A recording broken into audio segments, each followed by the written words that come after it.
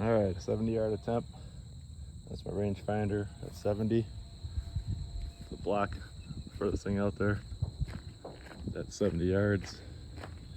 My trophy ridge, racked 1, 0.019 pin sight. Just raised it up a little over a quarter turn, but going down. If it's down, go down. If it's left, go left. If it's right, turn it right.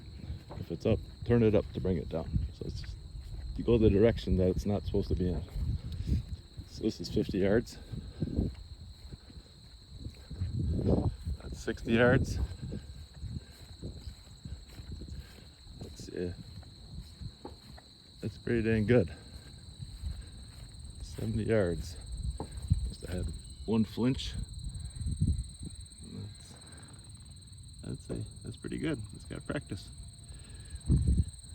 0 to 100 yards. Trophy Ridge React 1.